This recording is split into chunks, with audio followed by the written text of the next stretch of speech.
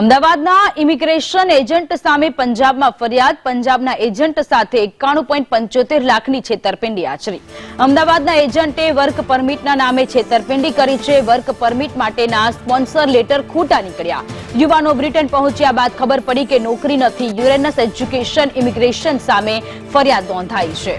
તો અમદાવાદમાં immigration agent સામે પંજાબમાં ફરિયાદ નોંધાઈ છે. ઇમિગ્રેશન એજન્ટે ખોટા લેટર આપ્યા હતા અને જ્યારે યુવાનો બ્રિટન પહોંચ્યા ત્યારે જાણ થઈ કે તેઓ પોતે છેતરાયા છે. समय पहले मेरे को मोहित देसाई नाम का व्यक्ति मिला जो कि यूरेनस इमिग्रेशन के नाम से गुजरात में काम करता है.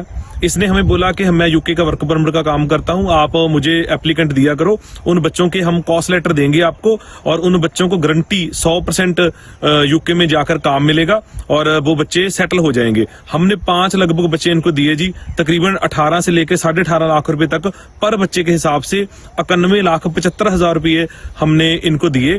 लेकिन हमारे बच्चों को वहां पे जाके काम नहीं मिला. कुछ बच्चे वापस आ गए और कुछ बच्चे वहीं पे थे जिनको हमने अपनी ओर से दोबारा पैसे लगाकर दोबारा COS लेटर कॉस्ट लेटर लेके दिए. ये जो व्यक्ति है जी मोहित देसाई, ये बहुत बड़ा फ्रॉड है. 91,75,000 का फ्रॉड इसने हमारे साथ किया है. इसके ऊपर बठिंडा में सिविल लाइन थाना में 420 की पर्चा दर्ज, 420 की FIR हो चुकी है.